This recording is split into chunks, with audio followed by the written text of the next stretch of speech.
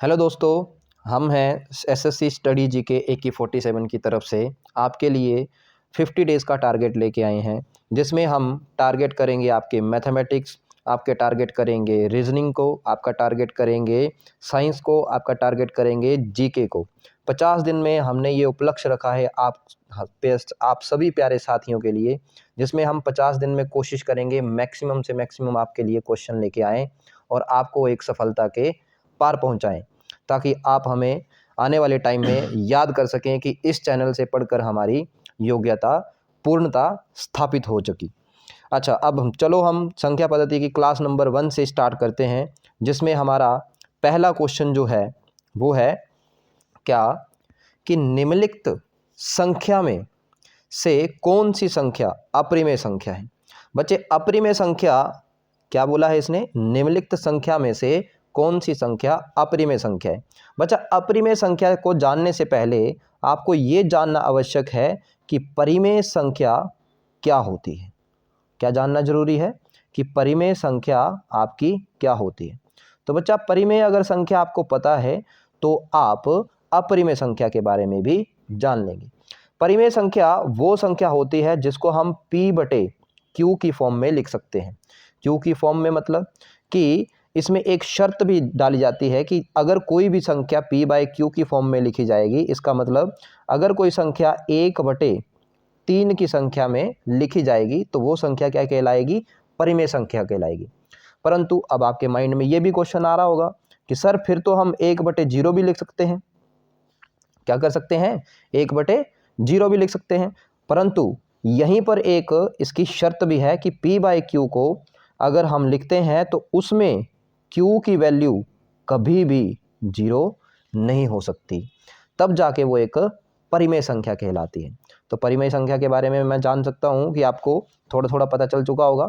तो अब जानते हैं कि अपरिमेय संख्या। अपरिमेय संख्या बच्चे P/Q की फॉर्म में अगर नहीं लिखी जाती है, तो अगर कोई संख्या P/Q की फॉर्म में नहीं लिखी जाती है तो वह संख्या अपरिमेय संख्या होगी। इतनी बात याद आई। अब देखिए कौन सी संख्या हमारी अपरिमेय संख्या हो सकती है। देखो, √25 को देखें तो इसका आंसर कितना आएगा? 5। आप सभी को पता है कि अगर 5 के नीचे कुछ नहीं हो सकता तो क्या हो सकता है? बटे में 1। अच्छा, √16 को देखते हैं तो √16 का आंसर क्या होगा? 4, क्योंकि √16 का जो वर्गमूल, अंडर मतलब वर्गमूल, 16 का अगर वर्गमूल निकालें तो क्या होता है? 4, और 4 के नीचे 1 आ सकता है। अगर मैं सी ऑप्शन को देखूं तो यहाँ पर वर्गमूल किसका है? 36 और 49 का। अगर 36 का देखें तो ये 6 और ये बटे 7, तो ये तो P/Q की फॉर्म में लिखी गई। तो इसका मतलब हमारे पास उत्तर क्या होगा? √3। √3 क्या होगा? उत्तर होगा। इतनी बात समझ में आई बच्चा?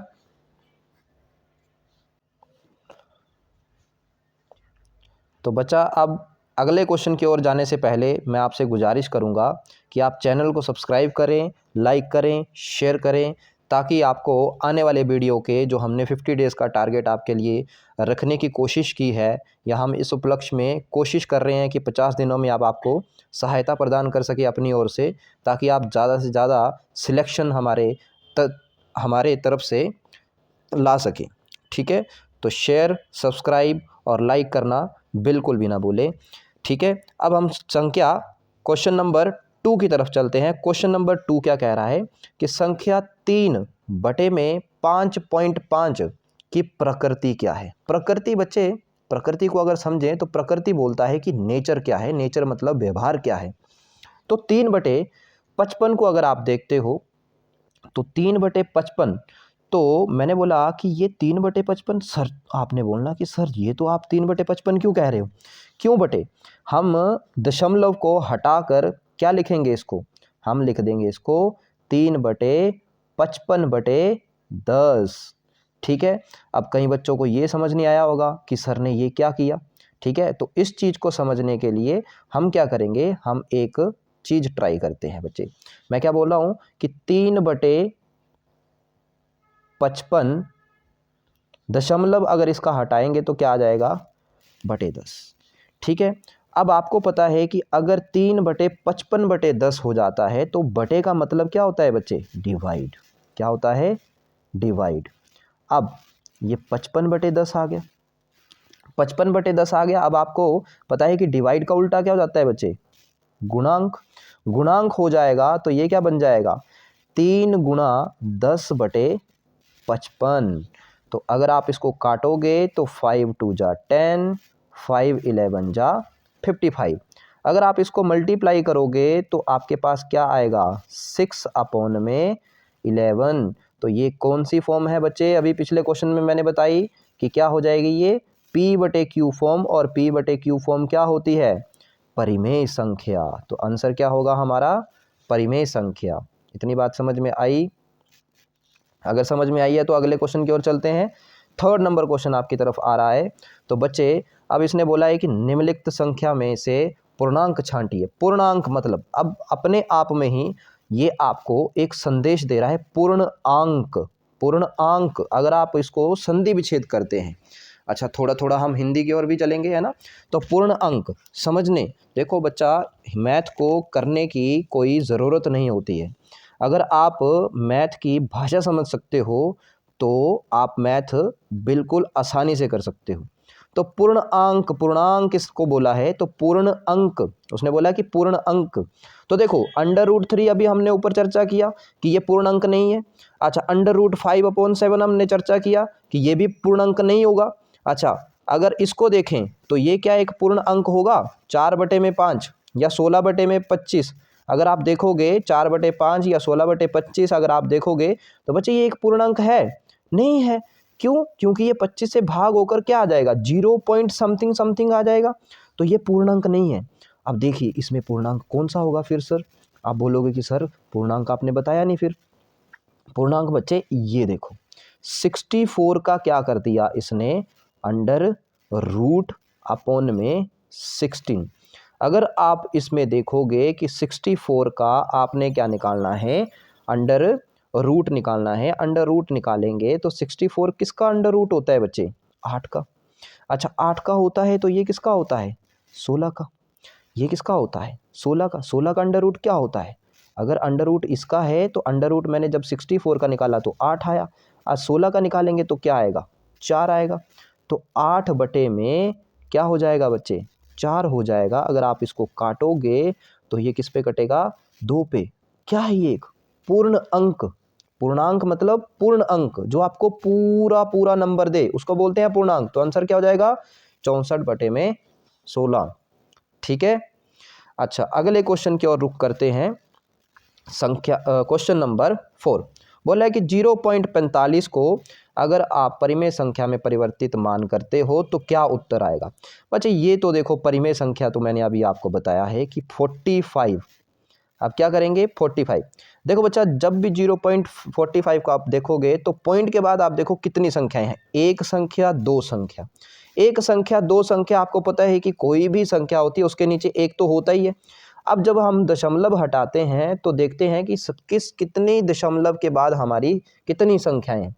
तो बच्चे एक संख्या थी तो एक जीरो लगा, दो संख्याएं थी तो दो जीरो लगेंगे, तीन संख्याएं होंगी तो तीन जीरो लगेंगे। परंतु हमारे क्वेश्चन में हमारे पास क्या है, पॉइंट के बाद दो ही संख्याएं हैं, दशमलव के बाद दो ही संख्याएं हैं, तो एक के बाद क्या लगेंगी, दो जीरो लगेंगे। बच्चा इसको काटते हैं ना, तो काटेंगे तो आप देखोगे कि 5 के टेबल पे ये 9 पे कट जाता है, 5 के टेबल पे ये 20 पे कट जाता है। अच्छा 20 पे कट जाता है तो आंसर तो आपको सामने सामने दिख ही गया होगा कि भाई first option is the answer. ठीक है बच्चे। अब अगला क्वेश्चन देखेंगे, 5वां क्वेश्चन। अब बोल रहा है कि भिन्न। अच्छा अब भिन्न का आ गया। भिन्न का मतलब क्या होता है, भिन्न भी बच्चे अब आपको ये जानकर ताज्जुब होगा कि जो भिन्न है, जो भिन्न है, अब हम आपको एक इंटरेस्टिंग फैक्टर बताएंगे कि भिन्न जो होती है वो होती है अंश बटे में हर। अंश बटे में हर। बच्चे अंश बटे में हर क्या होता है, भिन्न का फॉर्मूला होता है। ठीक है, फॉर्मूला तो हम देखो नाम दे देते हैं कि यार ये फॉर्मूला हो गया, फॉर्मूला कुछ नहीं होता बच्चे, कॉन्सेप्ट होते हैं। तो भिन्न इज इक्वल टू अंश बटे में हर। अच्छा अब आपके दिमाग में ये बात आनी चाहिए, सर तो पहले क्वेश्चन में हमने क्या किया, P बटे Q। किया ना, ये चीज हमने समझी। तो पहले क्वेश्चन में देखो हमने वहां पर P बाई Q किसको बोला था, परिमेय संख्या। बिल्कुल सही सोच रहे हो, जो भी बच्चा सोच रहा है कि P बाई Q ही भिन्न होती है तो वो बिल्कुल सही सोच रहा है कि P बाई Q ही कहाँ से निकला, एक भिन्न से निकला। मतलब जो परिमेय संख्या का इजाद हुआ, जो परिमेय संख्या की शुरुआत हुई वो कहाँ से हुई, P बाई Q की। जैसे एक बच्चे की शुरुआत कहाँ से होती है, उसकी माँ के पेट से होती है। तो भिन्न की भी शुरुआत कहाँ से हुई बच्चे, जो परिमेय संख्या की शुरुआत कहाँ से हुई, भिन्न से हुई। इसका मतलब इसके माँ बाप कौन है, भिन्न हुए। समझ में आई बात। इसमें भी बच्चे सेम कॉन्सेप्ट लगता है कि Q जो है मतलब हर जो है वो जीरो नहीं हो सकता। चलो अब क्वेश्चन की तरफ आते हैं। तो क्वेश्चन देखते हैं कि इसने बोला कि एक भिन्न का अंश हर अंश से 5 अधिक है। तो मैंने बोला कि कोई भिन्न मान लेते हैं, एक है x और है y। x अपॉन y हमारे पास क्या है, एक भिन्न है। तो मैंने बोला कि उसने बोला कि भाई x जो एक भिन्न का हर है वो अंश से 5 अधिक है। बच्चे इसका हर जो है वो इससे 5 अधिक है, किससे, अंश से। तो इसकी भिन्न क्या बन जाएगी, इसकी जो नीचे वाली जो हर क्या बन जाएगी, वो बन जाएगी अंश से 5 अधिक, मतलब x बटे में x प्लस 5। इतनी बात समझ में आई। अब इसने यहाँ पर लगा दिया यदि। अब मैं आपको क्वेश्चन करके बोलूँ कि यदि मैं तुम्हारा मुंह तोड़ दूँ, यदि मैं तुम्हारा ये कर दूं वो कर दूं। तो इसने भी क्वेश्चन में ये बोला है कि यदि भिन्न के अंश में 7 जोड़ दिया जाए, क्या जोड़ दिया जाए, 7 जोड़ दिया जाए। क्या जोड़ दिया जाए, भिन्न के अंश में 7 जोड़ दिया जाए। तो अंश बच्चे आपको बताया ना ऊपर वाला होता है, तो अंश में क्या जोड़ देना है, 7 जोड़ दें। तो भिन्न का मान, इस भिन्न का मान कितना हो जाता है बच्चे, 8/7 हो जाता है। तो जब आप इसको सिंप्लीफाई करोगे, आप इसको सोल्व करोगे, जैसे अभी हम करते हैं, इसको सोल्व करते हैं। ठीक है, इसको मैं मिटा रहा हूँ। तो मिटा के अब जब मैंने इसको सोल्व करना है तो मैंने क्या लिखा, x बटे x प्लस में 7 अपोन में x प्लस में 5 इक्वल टू 8 बटे में 7। जब आप इसको सिंप्लीफाई करोगे तो बच्चे क्या आएगा आपके पास, 7x प्लस में 49 equal to 8x equal plus 40। क्या आएगा बच्चे, 40 आ जाएगा। जब आप इसको सिंप्लीफाई करोगे तो 8 में से 7 जाएगा तो क्या बचेगा बच्चे, इक्वल टू में आपको पता है कि उधर जाके क्या हो जाती है, प्लस माइनस हो जाती है। तो 7x में इधर लेके आया तो 8 में से 7 गए तो कितने बच गए, x बच गए। 49 में से 40 माइनस किए तो कितने बच गए बच्चे, 9 बचे। अब हमारे पास भिन्न क्या थी, यदि करने से पहले, मतलब कि मैंने उसका उल्टा पुल्टा मुंह करने से पहले मेरे पास भिन्न क्या थी। अब मेरे पास x का मान क्या आ गया बच्चे, x का मान आ गया 9। अब x का मान 9 आ गया तो x का मान हम क्या करेंगे, 9 रखेंगे। ठीक है, क्या करेंगे, x का मान 9 रखेंगे। 2 मिनट, थोड़ी सी हमारी मिसअंडरस्टैंडिंग हो गई बच्चे।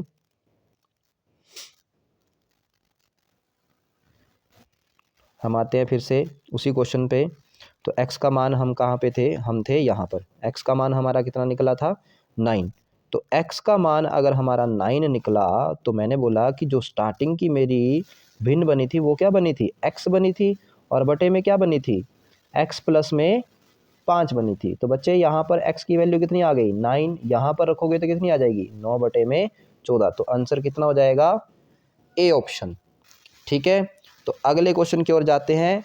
अब 11 से भाज्य, बच्चे इसमें कुछ नहीं करना है, ये तो देखो इतना हलवा क्वेश्चन है। ठीक है, कि 11 से भाज्य होने वाली संख्या क्या है। बच्चे क्या करना है, आपने जितनी भी कोई भी संख्या है 11 से भाज्य होने वाली संख्या है, आप क्या करो, ये जो आपके पास इतनी बड़ी संख्या है, क्या है, इतनी बड़ी संख्या है। अब इतनी बड़ी संख्या है तो इस इतनी बड़ी संख्या को हम कैसे देखें, सर हम क्या करें, क्या कर सकते हैं, इतना बड़ा बड़ा कैसे लिख सकते हैं, इतना बड़ा बड़ा डिवाइड कैसे करें, बहुत समय चला जाएगा। अच्छा, हम आपके लिए बहुत अच्छी ट्रिक लेके आए हैं। आपने इस ट्रिक को फॉलो करना है। आपने इन संख्याओं का क्या करना है, प्लस करना है। इन सभी संख्याओं को जब आप प्लस करोगे तो आप पाओगे कि प्लस करके देखो, अब मैं पहली संख्या उठाता हूँ, प्लस करेंगे, सभी को प्लस करेंगे। प्लस करेंगे तो देखते हैं इनका मान क्या आता है। हमने बोला 1 + 7 क्या होते हैं, 7 8 होते हैं, 8 और 9 कितने होते हैं 17, 17 और 1 2 कितने होते हैं 19, 19 और 1 20, 20 और 2 22। इसका मान क्या आ गया 22। इसका मान देखेंगे कि 1 और 7 8 हो जाते हैं, 8 और 9 15 हो जाते हैं, 8 और 9 17 हो जाते हैं, 17 और 2 19, 19 और 2 21 और 21 और 1 22 हो जाते हैं। 21 और 1 क्या हो जाते हैं 22 हो जाते हैं। अच्छा, फिर हम देखेंगे कि 1 और 6 और 7 होते हैं, 7 और 9 कितने होते हैं 16 होते हैं, 16 2 8 18 होते हैं, 18 7 25 होते हैं, 25 और 4 29 होते हैं। क्या होते हैं 29 हो जाते हैं। अब अगला आंसर है कि इनमें से कोई नहीं। तो बच्चा पहली बात तो ये देखो कि कोई भी संख्या अगर 11 से भाग हो रही है, 11 से भाग हो रही है, उनका सम करेंगे, जो 11 से भाग हो रहा होगा वो संख्या क्या होगी 11 से भी भाग होगी। तो आप बोलोगे कि सर सी ऑप्शन तो गया, तो अब हमारे पास ऑप्शन कौन कौन से बचते हैं, या तो बी हो सकता है या तो ए हो सकता है ना। अब हम क्या लगाएंगे शॉर्ट ट्रिक लगाएंगे। शॉर्ट ट्रिक लगाने से हमें एलिमिनेशन मेथड लगाना है बच्चे इस क्वेश्चन में। आपका आंसर वैसे नहीं आएगा। जब आप इसको निकालोगे तो आप पाओगे कि बच्चा ए होगा या बी होगा। अब आप इसको भाग करके देख लेना कि आंसर क्या हो सकता है, ए आंसर आपका निकल के आएगा। इतनी बात समझ में आई बच्चा। अगला क्वेश्चन देखते हैं कि जब 7th क्वेश्चन हमें दे दिया, 7th क्वेश्चन में इसने बोला कि 4 + 3 √5 अपॉन में √5 is equal to a + b √5। तो आपको b का मान निकालना है। जब भी आपको ऐसा क्वेश्चन आए तो आपने क्या करना है, b का मान निकालने के लिए। अच्छा बच्चा, हम क्वेश्चन पे थे कि 4 + 3 √5 अपॉन में √5, तो हमने ये मान लिख लिया था। तो ये मान लिखने के बाद अब आप क्या करोगे, b की मान निकालोगे। b का मान निकालोगे तो बच्चे 4 क्या करेंगे, 4 + 3 √5 अपॉन में √5। बच्चे पहले इसको ना √5 की फॉर्म में लेके आएंगे। तो अगर इसको मैं सिंप्लीफाई करूंगा या इसको सोल्व करूंगा तो क्या आ जाएगा, ये आ जाएगा 4 √5 + 3 √5 अपॉन में √5, है ना। अब आपको इसको सिंप्लीफाई करोगे तो जब प्लस लगा होता है किसी संख्या के बीच में और उसके बटे में एक कॉमन संख्या होती है, हमारा √5 होता है, तो देखो इसके भी नीचे √5 आ जाता है और इसके नीचे भी √5 आ जाता है।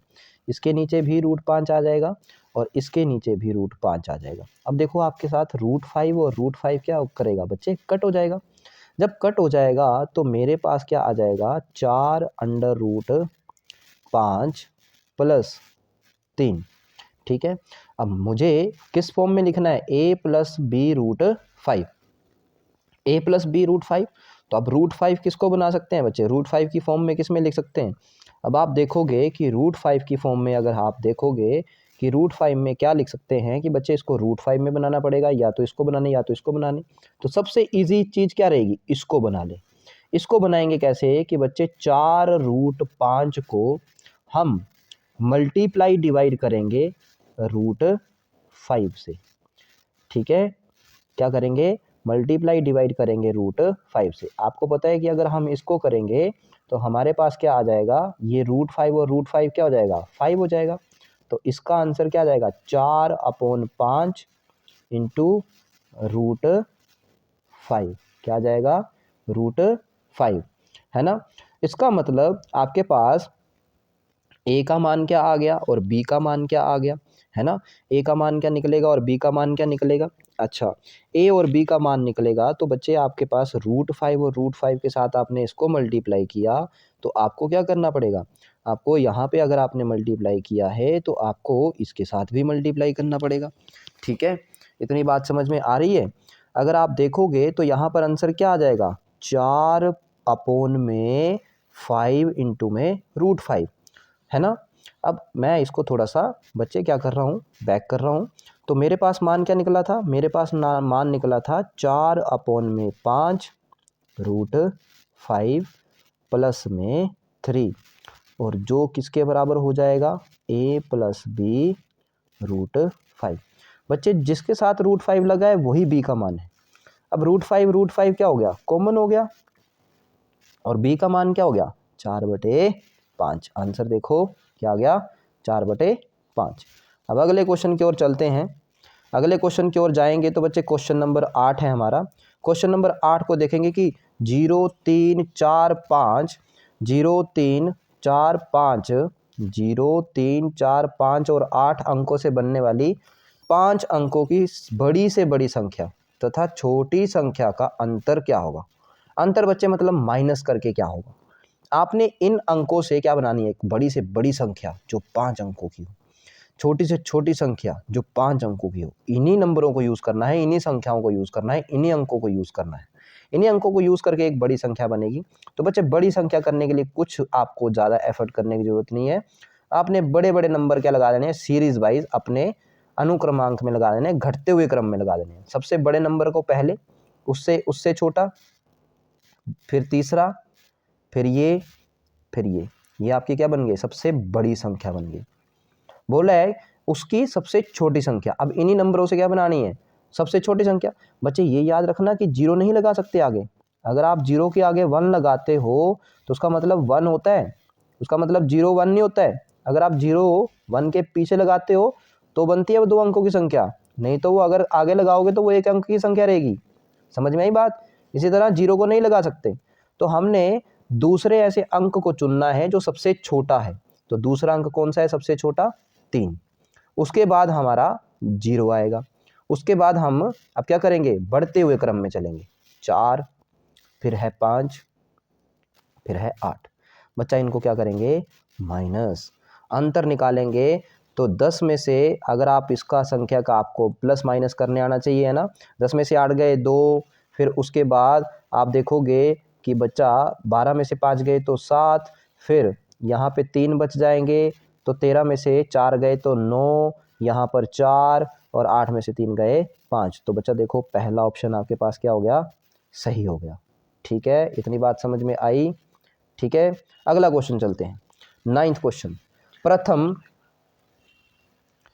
प्रथम 20 सम संख्याओं का योगफल क्या होगा। बच्चे आपसे एक गुजारिश करते हैं कि हमने ये जो 50 दिनों का हार्ड चैलेंज लिया है ना आपके लिए, तो हम भी चाहते हैं कि हमें भी मोटिवेशन मिले, है ना, ताकि हम आपके लिए और बेहतर कंटेंट लेके आए। और अगर आपको कुछ समझ नहीं आया है तो आप कमेंट पे करके बता सकते हैं कि सर ये पता नहीं लगा, ये समझ नहीं आया, है ना। परंतु लाइक, सब्सक्राइब और शेयर करना बिल्कुल भी नहीं भूलना है बच्चे, ताकि हम ज़्यादा से ज़्यादा बच्चों तक अगर आप अपनी अप्रोच लगा सकें और उनको बता सकें कि भाई हम फ्री ऑफ कॉस्ट आपके लिए बहुत कुछ अच्छी अच्छी चीज़ें लेके आ रहे हैं ऑनलाइन। ठीक है, हमें चाहिए कुछ नहीं, हमें जस्ट आपकी एक मोटिवेशन चाहिए। और आपकी मोटिवेशन कैसे मिल सकती है, आप चैनल को सब्सक्राइब करें, लाइक करें और शेयर करें। ठीक है, समझ में आई बात। तो चलो 9th क्वेश्चन को स्टार्ट करते हैं। प्रथम 20 सम संख्याओं का योगफल क्या होगा। प्रथम 20 सम संख्याओं का योगफल क्या होगा। अच्छा भाई, ये क्या हो गया, है ना। बच्चा जब भी 20 सम संख्याओं का योग पूछ लिया जाए आपको, बच्चा एक ही फॉर्मूला याद रखना है, क्या, n इंटू n प्लस 1। क्या याद रखना है, n इंटू n प्लस 1।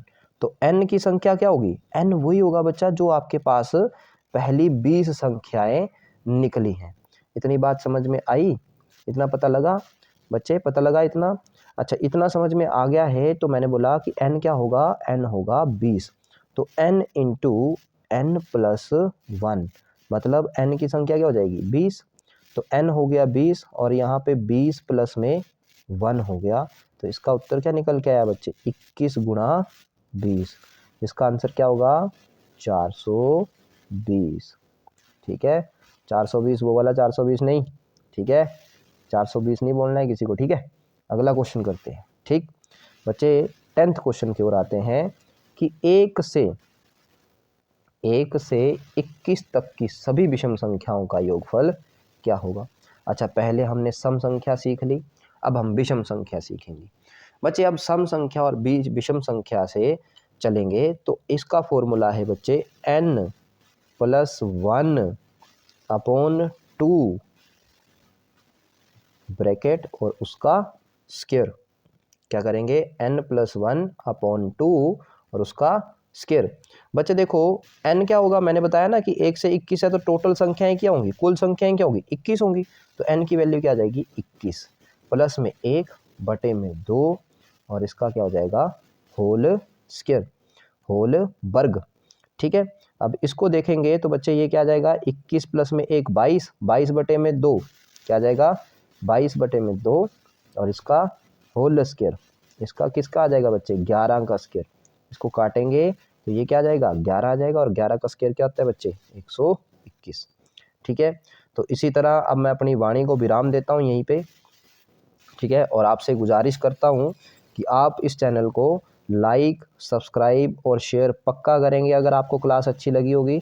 इसी तरह हम आपके लिए रोज़ आपके अलग अलग क्लासेस का शेड्यूल लेके आते रहेंगे। थैंक यू, धन्यवाद, सत श्री अकाल, जय महाकाल।